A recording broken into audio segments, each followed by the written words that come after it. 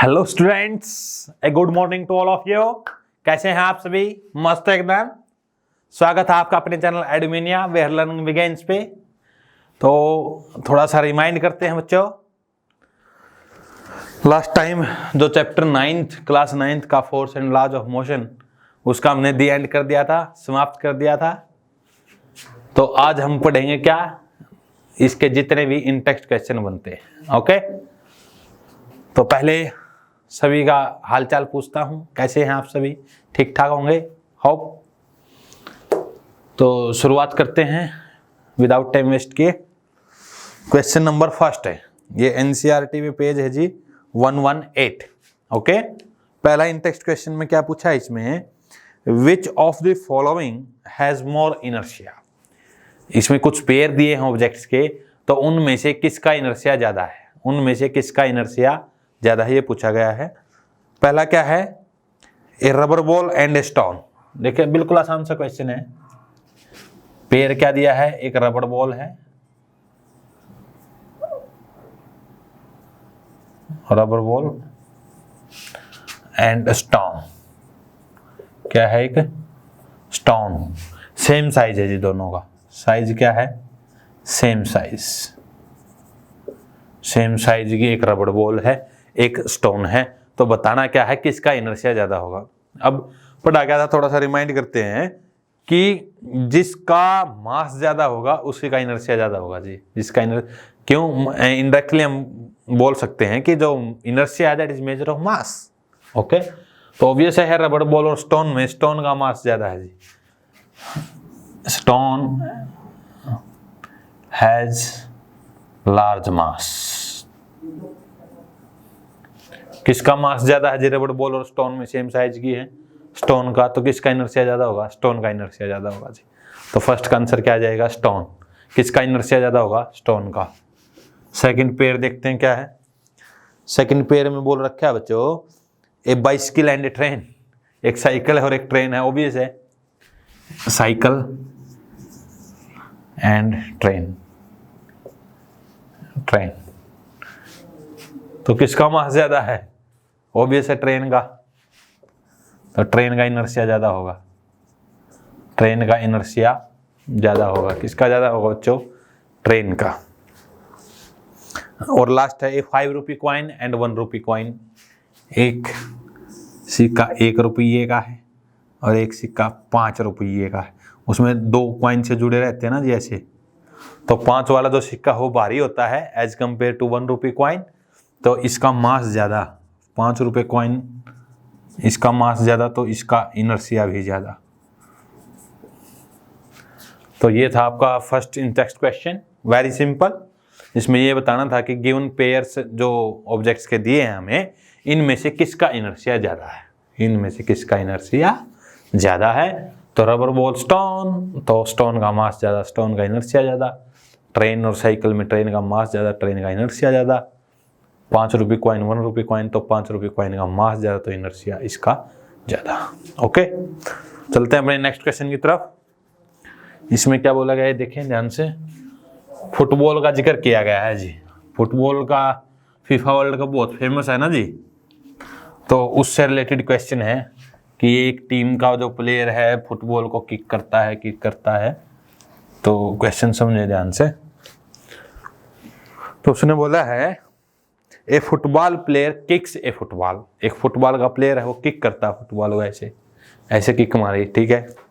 फिर किसके पास, अपनी टीम के एक प्लेयर के पास करते हैं ना फुटबॉल को। तो एक प्लेयर ने फुटबॉल को किक मार के अपनी ही टीम के सेकंड प्लेयर की तरफ उसको पास कर दिया गया है। ओके, उस प्लेयर ने, उस टीम के प्लेयर ने दूसरे का जो गोल है ना, गोल वो नेट सा लगा होता है, उसकी तरफ किक किया है, उसकी तरफ किक किया। तो वहां पर गोलकीपर होता है, उसने बॉल को कैच किया और दोबारा क्या किया, उसने ग्राउंड के जो मिड में जैसे मारते हैं ना, ऐसे मार दिया है। तो इसने क्या बोला है, कितनी बार तो उसकी दिशा चेंज हुई, किसकी, फुटबॉल की। और जो फोर्स लगाने वाले एजेंट हैं वो कितने हैं। हर केस में ये बताएं फोर्स किसने लगाया है और दिशा कितनी बार चेंज हुई है। क्वेश्चन समझ में आया? तो पहले हम देखते हैं, देखिए जैसे पिक्चर भी बना के देखिए। एक प्लेयर ये है जी, ठीक है, एक प्लेयर, इसने फुटबॉल को किक किया, ये थी फुटबॉल, ठीक है। किक किया, मान लीजिए यहाँ पर टीम का नेक्स्ट प्लेयर खड़ा था, इसने फुटबॉल और इसके पास मारा, पास कर दिया, फुटबॉल यहाँ पर आ गई। अब इसने क्या किया, यहाँ पर नेट बना हुआ है, यहाँ पर दूसरी टीम का गोलकीपर खड़ा है, क्या खड़ा है, गोलकीपर खड़ा है। यहाँ दूसरी टीम का क्या खड़ा था, गोलकीपर। ये बॉल इसके पास आई जी, फिर इसने क्या किया, बॉल को कैच कर लिया, बॉल को क्या कर लिया, कैच, यानी कि बॉल यहाँ आ गई और दोबारा इसने बॉल को यहाँ पर ग्राउंड में मार दिया जी। दोबारा इसने ग्राउंड बॉल को मार दिया, ये बोला गया है। Football player kicks a football to another player of his team, kicks the football towards the goal, goalkeeper of the ball opposite team collects and kick the football toward a player of his own team. अपनी ही team के दूसरे खिलाड़ी के पास मार देता है। मान लीजिए यहाँ पर इसने कलेक्ट करके अपनी ही टीम, इसकी टीम का खिलाड़ी भी रेड कलर की ड्रेस पहने हुए हैं जी, तो यहाँ पर इसकी दूसरी टीम, ये सिचुएशन है जी, ये सिचुएशन। तो इसने क्या किया, ये मान लीजिए ए प्लेयर है, ये बी प्लेयर है, ये दोनों दूसरी टीम का सी प्लेयर है और ये डी प्लेयर है, ये सिचुएशन दी हुई है। तो फोर्स किसने लगाया है, एजेंट कौन है और कितनी बार फुटबॉल की दिशा चेंज हुई है, तो ये टर्मिनोलॉजी यहाँ पर है। तो पहले लिखेंगे हम एजेंट, एजेंट का मतलब जो फोर्स लगाया है जिसने, तो एजेंट और डायरेक्शन। तो एजेंट, पहला एजेंट कौन है, फोर्स लगाने वाला, ए प्लेयर, प्लेयर ए, कौन सा है जी, प्लेयर ए, ठीक है। उसने किक की है तो डायरेक्शन चेंज होगी, कितनी बार, एक बार, पहली बार दिशा चेंज होगी, ओके। अब इसने सेकंड प्लेयर की तरफ, तो सेकंड एजेंट कौन हो गया है, प्लेयर बी, कौन हो गया है, प्लेयर बी। तो बी ने किसकी तरफ मारी है, अपोजिट टीम का जो गोलकीपर, जो नेट के पास खड़ा है ना गोलकीपर, उसके पास मारी है। तो कितनी बार दिशा चेंज होगी, यहाँ तक 2 बार, पहली बार यहाँ हुई, दूसरी बार यहाँ पे होगी। अब किसके पास आई है, प्लेयर सी के पास, किसके पास आई बच्चों, प्लेयर सी, प्लेयर किसके पास है, सी के पास। कौन सा प्लेयर आ गया, सी प्लेयर। अब सी प्लेयर ने क्या किया है, उसको रोक लिया है, रोक लिया है ना, अरे नहीं समझ में आई बात, तो दिशा चेंज हुई या नहीं हुई, एक बार यहाँ पर होगी दिशा चेंज, ठीक है। और इसने फिर किसके पास मार दी है, प्लेयर डी के पास, अपनी टीम के, तो चौथी बार यहाँ पर होगी। तो ये था जी क्वेश्चन, ये तो एजेंट हमारे फोर्स। तो देखिए क्वेश्चन, एक किसी भी टीम का खिलाड़ी था ए, 2 टीमों के बीच में मैच है, मान लीजिए ब्राजील और स्पेन, फ्रांस, कुछ भी है, डेनमार्क, ये अजीब सी टीम है जी उधर की। तो ए बी, ठीक है। ए प्लेयर ने मारा किसके पास, अपनी टीम के पास, पास कर दिया फुटबॉल को। उसने क्या किया, दूसरी टीम के जो गोलकीपर है, नेट गोल करना चाहता था लेकिन गोलकीपर ने पकड़ लिया उसको, उसने अपोजिट टीम, अपनी टीम के पास पास कर दिया है बॉल को। तो कितनी बार चेंज हुई है, ये ध्यान रखें, ये आइडेंटिकल सर्कल नहीं है, फुटबॉल श्रिंक नहीं होती जा रही, हर बार वही फुटबॉल है जी।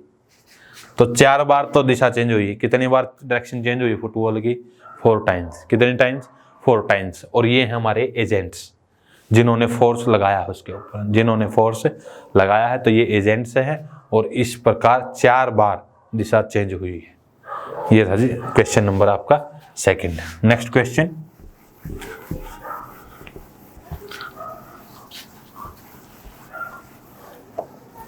ये भी लिखने का जी अंडरस्टैंडिंग है, तो इसको बता रहे हैं। ये जो वीडियो आपने देखी होगी इनर्शिया वाले, उसमें बताया था, explain why some of the leaves may get detached from a tree if we vigorously shake its branch. Question क्या पूछा है, जब हम किसी पेड़ की टहनी को जोर से हिलाते हैं, देखिए ध्यान से, जैसे मान लीजिए ये किसी पेड़ की टहनी है, ठीक है, इसके ऊपर लीव्स लगे हुए हैं, क्या लगे हुए हैं, ऐसे लीव्स, ठीक है जी।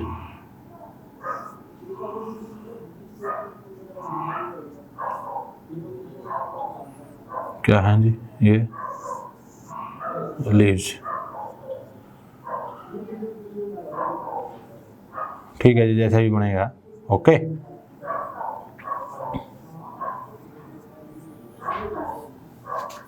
ये मान लीजिए आपका ट्री, ये इसकी कोई ब्रांच है,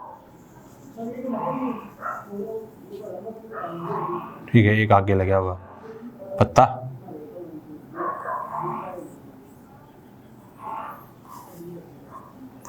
ये है आपको मान लीजिए ट्री। तो क्वेश्चन क्या है, जब हम किसी पेड़ की टहनी को जोर से हिलाते हैं, जोर से हिलाएंगे तो उसमें से कुछ पत्ते टूट के नीचे गिर जाते हैं। विग्रेसली का मतलब जोर से, बहुत जोर से हिलाना पड़ेगा। तो इसका आंसर वही है जो इनर्शिया ऑफ रेस्ट पढ़ा था आपने। क्या, अब ये देखिए ध्यान से, जैसे मान लीजिए आपकी पेड़ की टहनी है, जब मैं इसको जोर से हिलाऊंगा ऐसे ऐसे ऐसे होगा ना, ये देखिए ध्यान से, अब क्या होगा, इसकी पोजीशन लगातार चेंज होगी।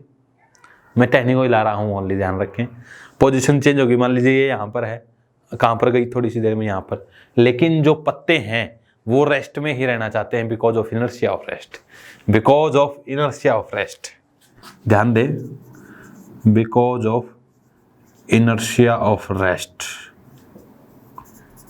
Because of inertia of rest जो पत्ते हैं वो पेड़ की जो टहनी है उसी के साथ अटैच रहना चाहते हैं, उसी के साथ अटैच रहना चाहते हैं, पत्ते उससे दूर। क्योंकि इनर्शिया क्या होता था कि ये नेचुरल टेंडेंसी है ऑब्जेक्ट की, जब तक उसके ऊपर कोई एक्सटर्नल फोर्स नहीं लगेगा वो अपनी पोजीशन चेंज नहीं करेगी। तो इसीलिए इनर्शिया ऑफ रेस्ट की वजह से जो पत्ते हैं वो वहीं पर रहना चाहते हैं, लेकिन टहनी वहाँ पर नहीं रहती, क्योंकि टहनी पर फोर्स लगा तो वो अपनी पोजीशन बदलेगी। इसीलिए because of inertia of rest की वजह से कुछ पत्ते हैं जो पेड़ की टहनी से अलग हो जाते हैं। Okay, next question, why do we fall in forward direction when a moving bus brakes. ये भी बताया था जी कि जब चलते हुई बस में, नेक्स्ट क्वेश्चन में क्या पूछा गया है कि चलते हुई बस में जब ब्रेक लगते हैं तब तो हम कहाँ जाते हैं, आगे की तरफ, तब तो कहाँ जाएंगे, आगे की तरफ। लेकिन जब सडनली शुरू होती है, रेस्ट में थी, तब हम जाते हैं पीछे की तरफ। क्वेश्चन क्या है, जैसे बस में बैठे, मान लीजिए आप ऐसे चल रहे हैं, एकदम से ब्रेक लगेंगे तो आगे की तरफ जाएंगे। मान लीजिए अब बस खड़ी थी, रेस्ट में था, एकदम चलेगी बस तो पीछे की तरफ ऐसे गिरेंगे। ऐसा क्यों होता है, ऐसा क्यों होता है? अब पहले केस में देखिए, बिल्कुल सिंपल, माइंड में एक पिक्चर बना करके समझें, एंजॉय करें सब्जेक्ट को। बिल्कुल फिजिक्स में देखिए कैसे काम कर रहा है कि जैसे बस है, मान लीजिए ड्राइंग वीक है जी, तो ये मान के चले यहाँ ड्राइवर बैठा है, हैंडल है ये सपोज, ठीक है। अब जब आप यहाँ पर बैठे हैं, ये आपकी सीट है जी बैठने की, ओके, यहाँ पर बैठे हुए हैं आप, पैर नीचे हैं आपके, ऐसे पैर नीचे कर रखे हैं आपने, ठीक है। जब आप बस में बैठे हैं, थोड़ी ड्राइंग और बड़ी बनाई, दिखाई नहीं देगी ना, इतनी तो छोटी। ये है जी आपकी बस, क्या है जी, बस, यहाँ पर है हैंडल, ड्राइवर। सपोज आप यहाँ पर बैठे हैं,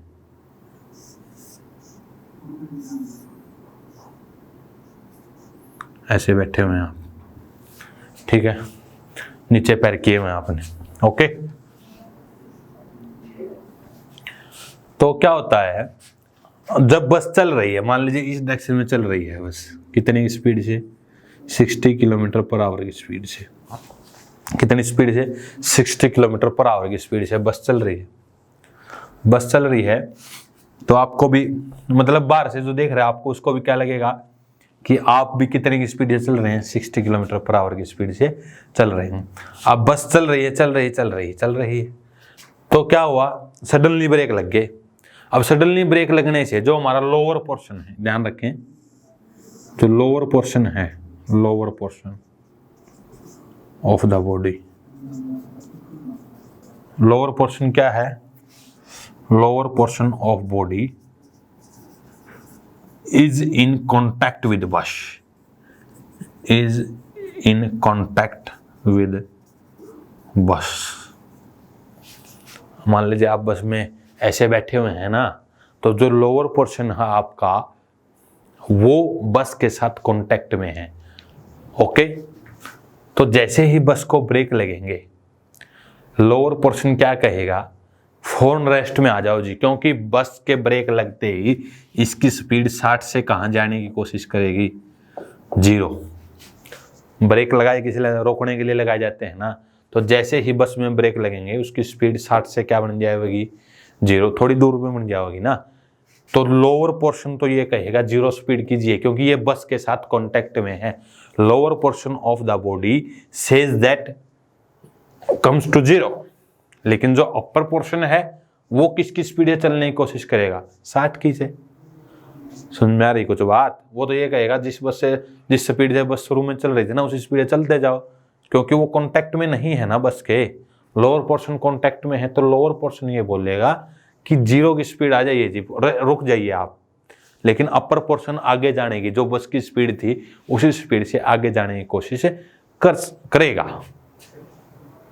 ओके, तो इसीलिए हम कौन सी डायरेक्शन में जाएंगे, फॉरवर्ड डायरेक्शन में जाएंगे। कौन सी में जाएंगे, फॉरवर्ड डायरेक्शन में।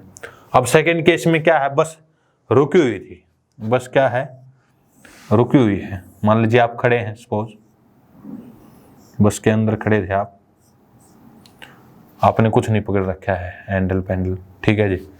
तो बस के अंदर खड़े हैं, अब जैसे ही बस चलेगी, ध्यान रखें, अब जो ये पोर्शन क्या है आपका कांटेक्ट में, ये पोर्शन क्या है आपका कांटेक्ट में है बस के साथ। ध्यान से समझे, ये पोर्शन है जो आपकी बॉडी का, ये बस के साथ कांटेक्ट में है। किस में है, कांटेक्ट में। पोर्शन कांटेक्ट विद बस, बस के साथ क्या है, ये कांटेक्ट में है ये पोर्शन इसका, ठीक है। यहां तक आगे समझ में। अब जैसे ही बस चलेगी, लोअर पोर्शन है जो बस के साथ कांटेक्ट में है, वो क्या कहेगा, चलिए, क्योंकि बस चल पड़ी है। सपोज स्टार्ट हुई, मान लीजिए 5 की स्पीड है, 5 किलोमीटर पर आवर की स्पीड है चली बस। तो जो नीचे वाले पैर हैं, नीचे वाला जो पोर्शन है आपका बस के साथ कांटेक्ट में, वो किसकी स्पीड से मूव करने की कोशिश करेगा आगे, 5 किलोमीटर पर आवर, जो बस की स्पीड थी उसी की स्पीड। लेकिन अपर पोर्शन क्या कहेगा, वहीं रहो जी। देखिए, जैसे पैरों के नीचे से आप किसी चीज पर खड़े हैं, जैसे मान लीजिए रोलर है, सपोज करो जैसे, ठीक, कार्ट है, इसके ऊपर खड़े, ऐसा है ना। तो जैसे ही ये चलेगा, कहाँ गिरे थे, पीछे। यही तो सेम केस हो गया कि जो पोर्शन ये कांटेक्ट में है इसके साथ, ये तो आगे जाने की कोशिश करेगा ना, जिस स्पीड से बस चलने लगी है उसी के साथ आगे जाने की कोशिश करेगा। लेकिन लोअर पोर्शन क्या कहेगा, बस रुकी हुई थी, जिस रूम में रुको, तो आगे नीचे से आगे चल रहे हैं तो उल्टा होना पड़ेगा ना। अगर ये भी आगे चलने लगा तो हम चलने ही नहीं लग जाएंगे ना। समझे आ रही कुछ बात, कि जो लोअर पोर्शन है वो बस के साथ कांटेक्ट में है दोनों केसेस में। सुन में आई जी बात। तो जब 5 किलोमीटर पर आवर की स्पीड से बस चलने लगी है, तो जो पैर हैं आपके बस के साथ कांटेक्ट में थे, वो ये कहेंगे कि 5 किलोमीटर पर आवर की स्पीड से आगे चलो। लेकिन जो रेस्ट ऑफ पोर्शन है, अपर पोर्शन, ये वाला जो आपको कैमरे में दिखाई दे रहा है, कौशल सर का जो पोर्शन आपको कैमरे में दिखाई दे रहा है, ये बस के साथ कांटेक्ट में नहीं है। तो नहीं है तो क्या होगा, ये पीछे की तरफ जाएगा, क्योंकि शुरू की स्टेट रेस्ट की थी ना बॉडी की, तो वो रेस्ट में रहने की कोशिश करेगा। नीचे से मोशन है तो ऊपर से वापस जाना पड़ेगा मोशन के, तभी तो वो स्टेट आ पाएगी। तो ये inertia of rest, inertia of motion. Inertia of motion में इसमें क्या था कि जैसे 60 की स्पीड से चल रही थी बस, जैसे ही ब्रेक लगेंगे 60 से 0 की स्पीड होगी। 60 से 0 की स्पीड ये होगी तो नीचे वाले जो बॉडी बस के साथ कांटेक्ट में है वो ये बोलेगी कि फौरन रेस्ट में आ जाओ जी, फौरन रेस्ट में आ जाओ, क्योंकि ब्रेक लग चुके हैं। लेकिन जो अपर पोर्शन है वो ये कहेगा, नहीं भैया, हम तो 60 की स्पीड से चलना चाह रहे हैं, तो हम आगे की तरफ जाएंगे। समझ में आ रही है ना बात। जैसे मान लीजिए यहाँ पर बैठे और लेबोरेशन देखें, ये बस है जी, बस में आप मान लीजिए आगे बैठे यहाँ पर बैठे हैं, तो चल रही है 60 की स्पीड से बस। जैसे ही फोर्स वो ब्रेक लगेगा तो नीचे वाला पोर्शन तो फौरन जाम होने की कोशिश करेगा, आगे वाला उसकी स्पीड से जाएगा ऐसे ऐसे ऐसे, क्योंकि नीचे वाला पोर्शन क्यों रुकने की कोशिश कर रहा है, आप ब्रेक लग गए फौरन। सेकंड केस में क्या है, बस रुकी हुई थी, जैसे ही चलेगी तो नीचे वाला पोर्शन चलने की कोशिश करेगा, पीछे आने की, जो अपर बॉडी है वो पीछे आने की कोशिश करेगी। तो ये क्वेश्चन था जी, होप समझ में आया होगा दोनों ही case. Okay, next in text question कम ही है वैसे इसमें, एक उस पे आ गए हम लास्ट में ही है, इसमें न्यूटन्स लॉ पे और कंजर्वेशन ऑफ मोमेंटम पे बेस्ड है। नेक्स्ट क्वेश्चन देखिए, अंडरस्टैंड कीजिए, रटना नहीं है चीजों को, रटेंगे तो फिजिक्स समझ में नहीं आएगी। लवली सब्जेक्ट है तो अंडरस्टैंड कीजिए जी। नेक्स्ट क्वेश्चन देखते हैं क्या है।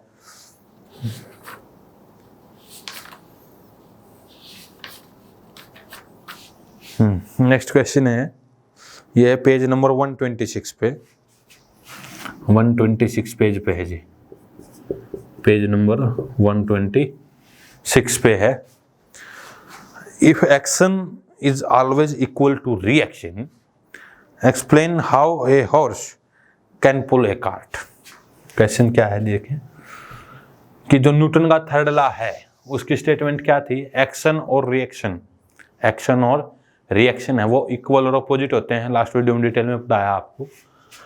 तो जो हॉर्स है वो कार्ट को, बैल है या बैलगाड़ी एक ही सेम बात है, वो कैसे खींच पाता है, कैसे, कहने का मतलब अगर एक्शन और रिएक्शन इक्वल और अपोजिट होते हैं तो जितना जो फोर्स हॉर्स ने लगाया उतना ही कार्ट ने लगा दिया अपोजिट डायरेक्शन, तो चल कैसे पा रहा है। एक पिक्चर बनाकर देखें, जैसे मान लीजिए ये कार्ट है, क्या है ये कार्ट, ठीक है, ये पहिए लगा दिए जी नीचे, यहाँ से थोड़ा सा बल्ज कर देते हैं, ओके, ये टायर हो गए जी,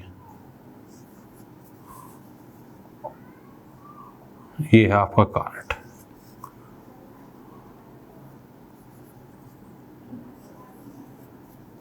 टायर्स तो एक जैसे होंगे ना जी, अरे बना लो यार, ये कार्ट है आपका, क्या है ये कार्ट, ठीक है जी। अब रस्सी से मान लीजिए आगे है घोड़ा, क्या है घोड़ा है जी,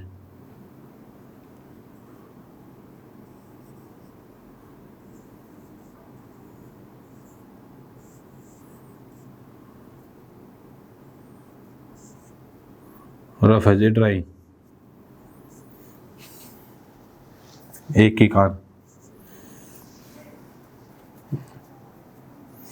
चार टांगे जी, दो टांगों वाला नहीं, बिल्कुल ही रफ ड्राइंग है। ये आपका हॉर्स, क्या है हॉर्स, ये तीन बनाया, स्माइलिंग हॉर्स है जी, स्माइलिंग हॉर्स,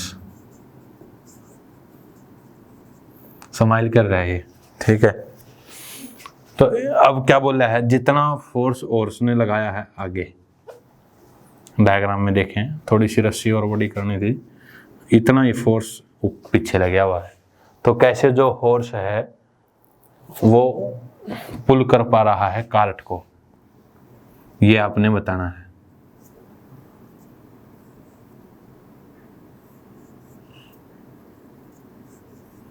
देखिए, तो यहां पर one of the major misconception in this question, देखिए बच्चों ध्यान से, बिल्कुल ये थोड़ी सी एडवांस प्रॉब्लम है।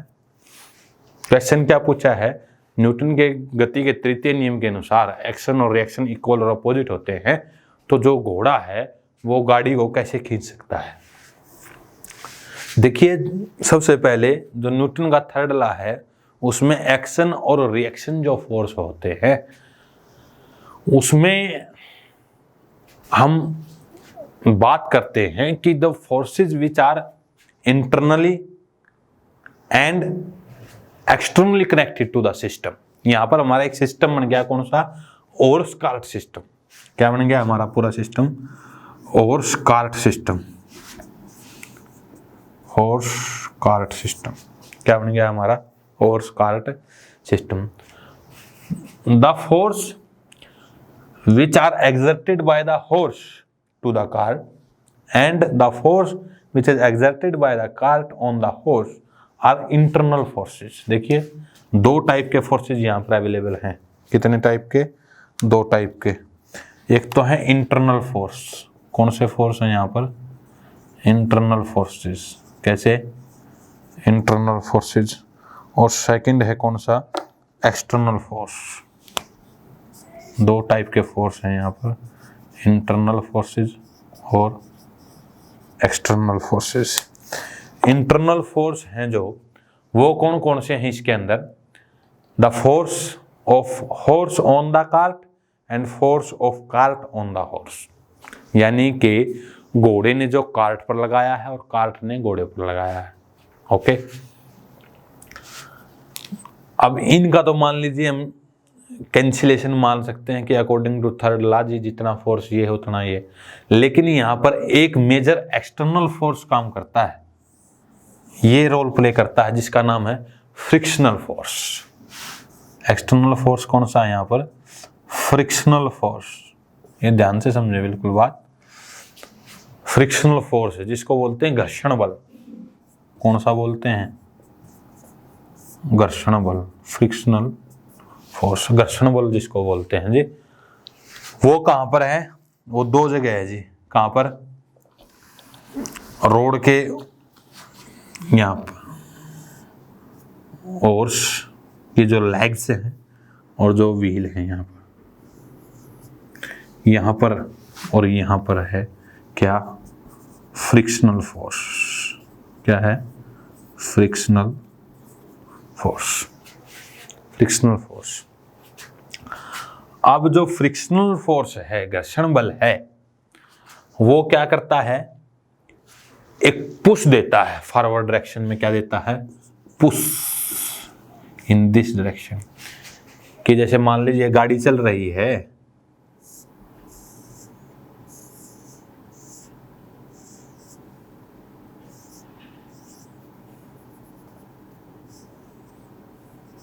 ठीक है, ये है। ओके, तो यहां पर जो रोड और टायर के बीच में फ्रिक्शनल फोर्स है ना, वो फॉरवर्ड डायरेक्शन में मोशन करता है।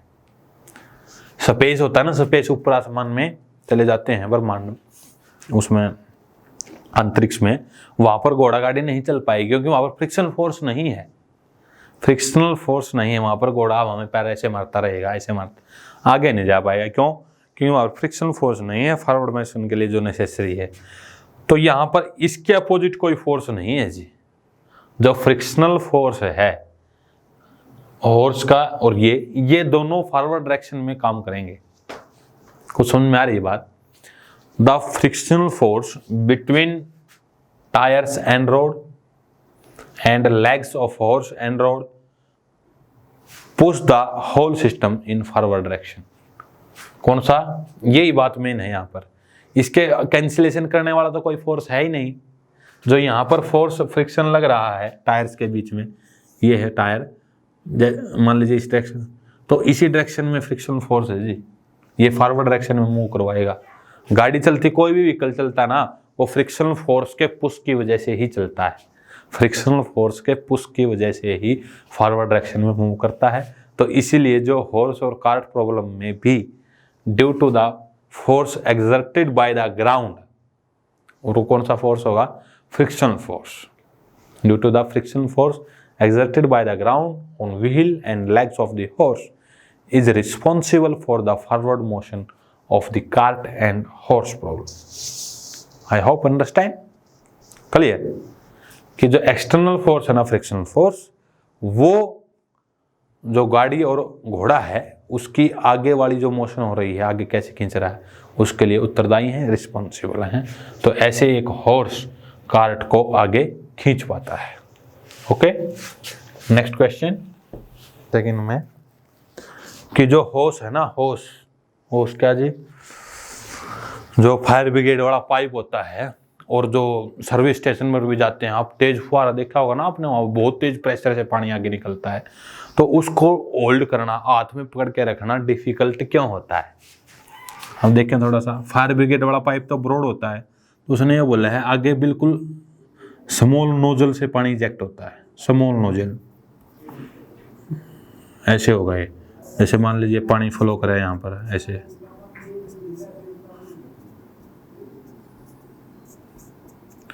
अब यहां से जब पानी जाएगा आगे तो वो बहुत तेज प्रेशर से जाता है, बहुत तेज, नैरो ओपनिंग होती है, क्या होती है? बिल्कुल नैरो ओपनिंग,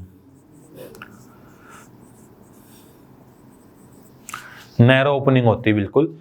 तो यही क्वेश्चन उसने पूछा, जब इस पाइप को आप हाथ में पकड़ कर रखेंगे तो क्यों उसको डिफिकल्ट होता है होल्ड करना?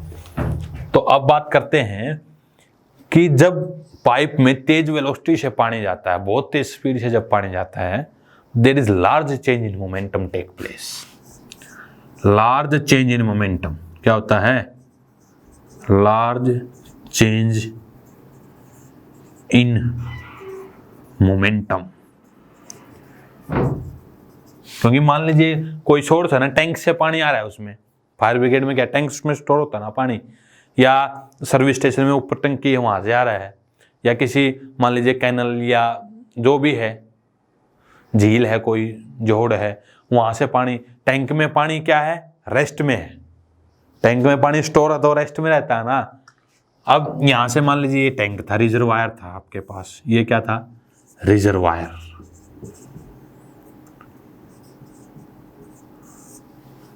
ठीक है, इसमें पानी स्टोर है, यहां से ये पाइप अटैच है जी, यहां से क्या अटैच है? पाइप। ठीक है, तो यहां पर पानी की जो स्पीड है वो 0 है, एक किस्म से कह सकते हैं रेस्ट में ना। जैसे ही यहां पर आ रहा है तो बहुत तेज स्पीड हो रही है, बहुत तेज स्पीड का मतलब चेंज इन मोमेंटम बहुत ज्यादा है। अब सेकंड लॉ क्या कहता है? चेंज इन मोमेंटम के ही प्रोपोर्शनल क्या होता है? फोर्स। जो फोर्स होता है वो डायरेक्टली प्रोपोर्शनल होता है change in momentum. Change in momentum, या हम कह सकते हैं rate of change, rate of change in momentum, rate of change in momentum. अब ज्यादा मोमेंटम चेंज हो गया है तो फोर्स भी क्या होगा? ज्यादा। लार्ज चेंज इन मोमेंटम क्या होगा? Force very large. अब फोर्स वेरी लार्ज होगा तो न्यूटन थर्ड लॉ, अपोजिट भी उतना ही ज्यादा फोर्स लगेगा, अपोजिट भी उतना ही ज्यादा क्या लगेगा? फोर्स लगेगा। क्योंकि चेंज इन मोमेंटम जिस दिशा में होता है उसी दिशा में फोर्स लगता है, ये बताया था ना, जिस दिशा में चेंज इन मोमेंटम हो उस दिशा में force. Change in momentum forward direction में हो रहा है तो फॉरवर्ड डायरेक्शन में ज्यादा फोर्स लगा, तो उसको होल्ड करना डिफिकल्ट इसलिए हो जाता है क्योंकि लार्ज चेंज इन मोमेंटम की वजह से, लार्ज चेंज इन मोमेंटम की वजह से किसका चेंज इन मोमेंटम हो रहा है? पानी का। फोर्स ज्यादा हो जाता है अकॉर्डिंग टू सेकंड लॉ। अब जितना ज्यादा फोर्स फॉरवर्ड डायरेक्शन में होगा तो न्यूटन के थर्ड लॉ के अकॉर्डिंग, न्यूटन के थर्ड लॉ के अकॉर्डिंग उतना ही रिएक्शन फोर्स होगा। अब रिएक्शन फोर्स ज्यादा होगा तो उसको पीछे भागेगा ना, वो पीछे भागने से रोकने के लिए हमें भी उसको जकड़ कर पकड़ना पड़ेगा, कस के पकड़ना पड़ेगा, हमने भी जोर से टाइटली होल्ड करना पड़ेगा, अदरवाइज वो पीछे भाग जाएगा ना। ये था जी क्वेश्चन। समझ में आई आपके बात कि जो रिजर्वायर में से टैंक पाइप में से पानी जा रहा है, यहाँ पर वाटर की स्पीड 0 है, यहाँ पर बहुत तेज स्पीड है, जिससे वाटर का चेंज इन मोमेंटम बहुत ज़्यादा हो जाता है। सेकंड लॉ के अकॉर्डिंग उतना ही ज़्यादा फोर्स फॉरवर्ड डायरेक्शन में होगा, थर्ड लॉ के अकॉर्डिंग उतना ही फोर्स बैकवर्ड डायरेक्शन में होगा। उस बैकवर्ड फोर्स को कम करने के लिए हमें उसको टाइटली होल्ड करना पड़ता है। ओके, नेक्स्ट क्वेश्चन न्यूमेरिकल आ गए थे, कंजर्वेशन ऑफ मोमेंटम के न्यूमेरिकल हैं अगले दोनों क्वेश्चन, समझें ध्यान से क्या है।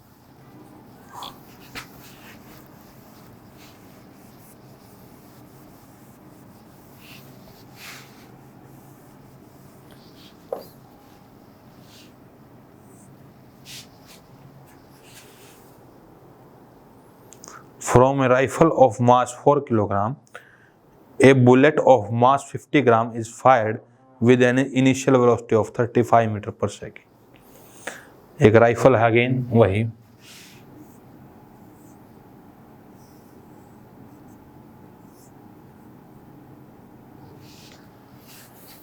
एक क्या है, राइफल, ठीक है जी। एक बुलेट फायर की गई है इससे, ये है 4 किलोग्राम की। ये इनिशियल केस होगा, सेकंड केस में होगी क्या, फाइनल, यहाँ से क्या हुई है, बुलेट इजेक्ट हुई, क्या हुई है, बुलेट इस डायरेक्शन में। इसका मास है 50 ग्राम, इसका मास कितना है, 50 ग्राम, 50 ग्राम। तो रिकॉइल वेलोसिटी निकालनी है, ये ऐसा क्वेश्चन हमने पहले भी किया है। Recoil velocity of the rifle. Recoil velocity का मतलब क्या होता है, क्योंकि जैसे ही गन बुलेट फायर करेगी तो बुलेट आगे जाएगी तो गन पिछली डायरेक्शन में जाती है, क्योंकि एक्सप्लोजन होगा तो बैकवर्ड डायरेक्शन में फोर्स लगेगा। ओके, तो वही कंजर्वेशन मोमेंट मान लेते हैं हम पहले। Mass of rifle capital M कितना होगा जी, 4 किलोग्राम। कितना होगा बच्चों, 4 किलोग्राम। मान लेंगे अब mass of bullet, small m से लिख रहे हैं, कितना है, 50 ग्राम।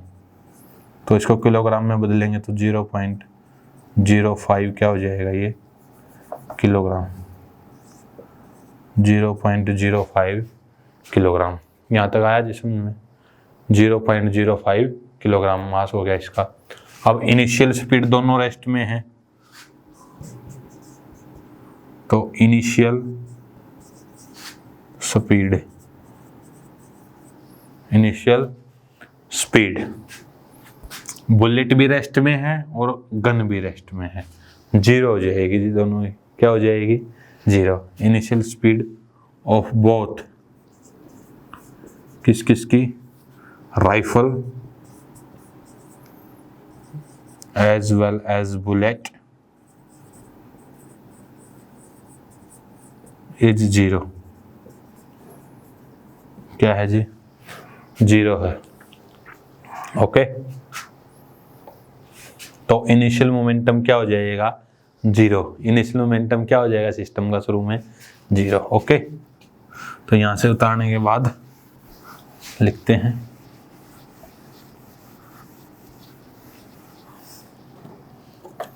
जीरो है इनिशियल, सो लिख देंगे initial momentum, initial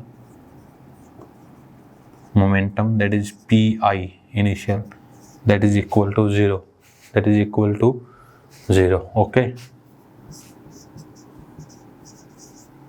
final momentum that is pf, that is what निकालना है। ओके, तो कंजर्वेशन ऑफ मोमेंटम लगा देंगे, इनिशियल मोमेंटम बराबर होता है फाइनल मोमेंटम। अब फाइनल मोमेंटम के लिए क्या होगा, फाइनल वेलोसिटी कितनी है, 50 ग्राम जो मास की थी वो 35 मीटर पर सेकेंड, यहाँ पर वेलोसिटी कितनी है, 35 मीटर पर सेकेंड। तो इसमें लिख देंगे, अब फाइनल मोमेंटम निकालना है, तो let v is the recoil velocity, v is the recoil velocity of the rifle,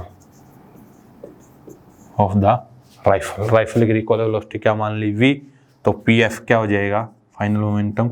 मास कितना है राइफल का, 4 किलोग्राम, गुणा में वेलोसिटी v मानी, प्लस बुलेट का मास 0.05 multiply by speed 35।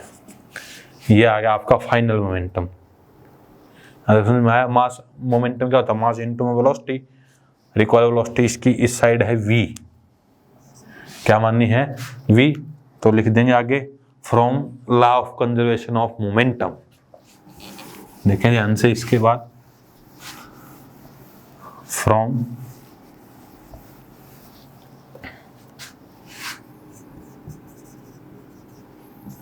law of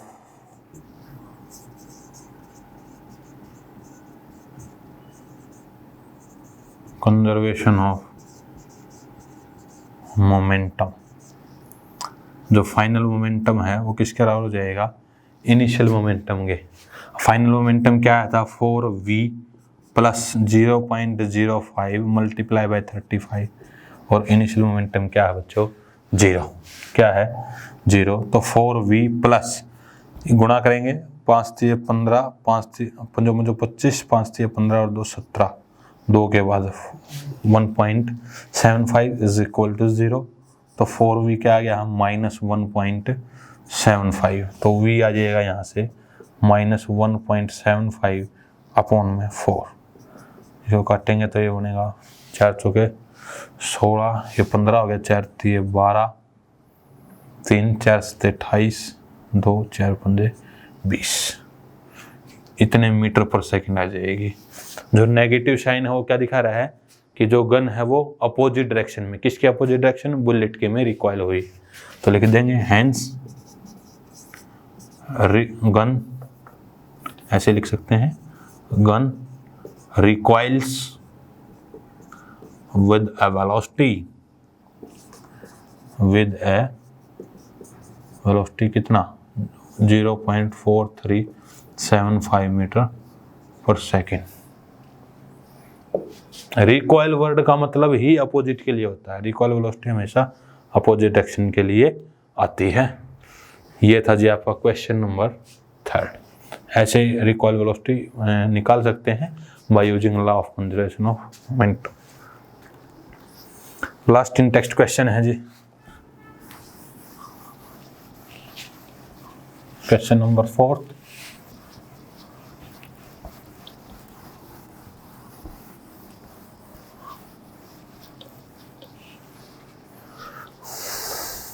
next question, question number 4 in text. बिल्कुल सूख गया जी।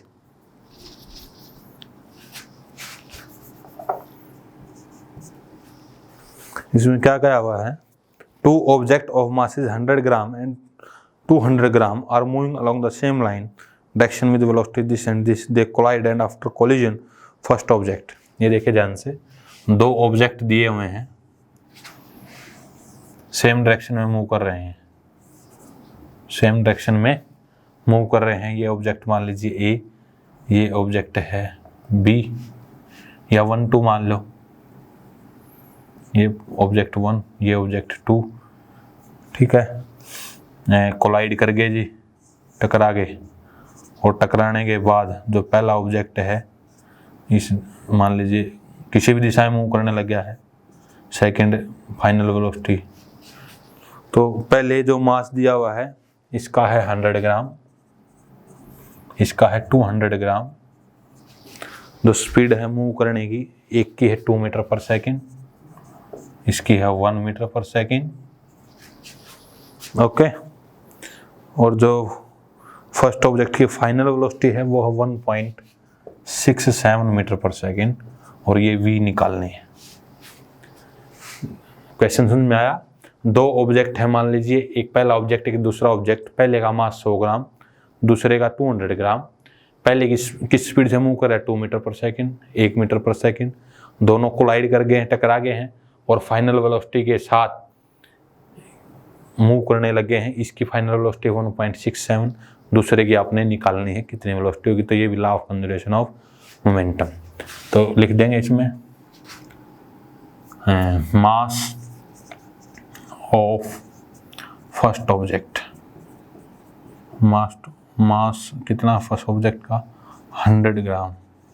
सबसे पहले एसआई में लेके जाइए, मीटर में तो किलोग्राम में बनाए इसको, तो कितना बनेगा 0.1 किलोग्राम।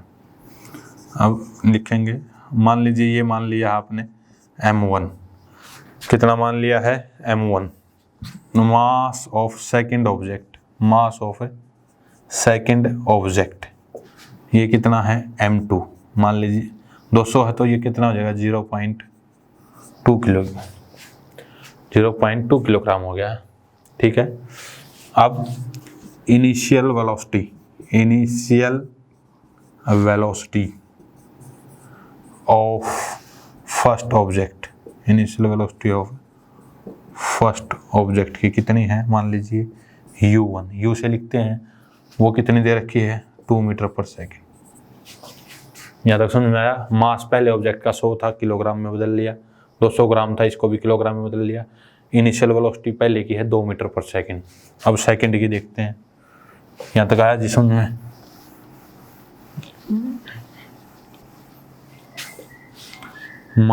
इनिशियल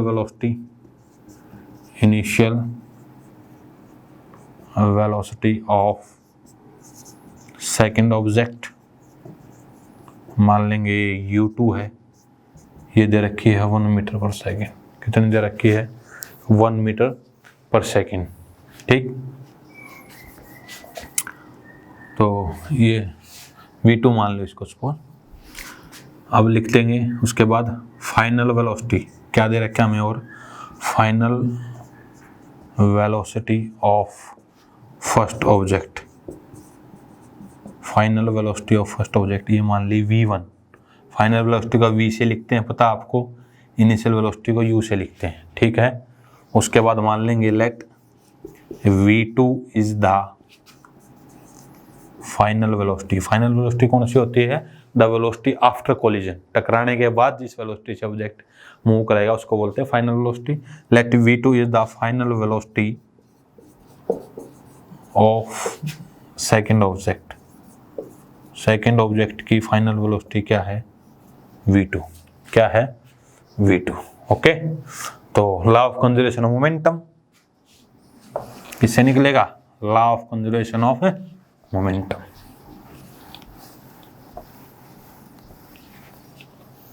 तो लिख देंगे अब from law of conservation, law of conservation of momentum, of momentum क्या हो जाएगा? इनिशियल मोमेंटम बराबर फाइनल मोमेंटम। तो m1u1 plus m2u2 is equal to m1v1 plus m2v2। ये ध्यान रखें, ये पहले ऑब्जेक्ट का इनिशियल मोमेंटम होता है mass into velocity. m1u1 plus m2u2 is equal to m1v1 plus m2v2।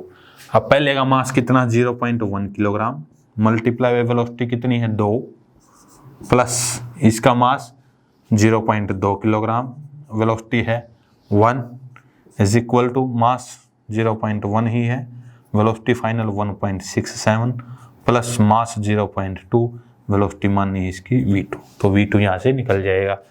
0.1 की 2 से गुणा होगी 0.2 ही आएगा, 2 की इसकी गुणा 0.2 ही आएगा, इसकी और इसकी मल्टीप्लाई करेंगे 0.167 आएगा और प्लस में 0.2 v2 आ जाएगा। इनको ऐड करेंगे ये बनेगा 0.4 is equal to 0.167 plus 0.2 into में v2।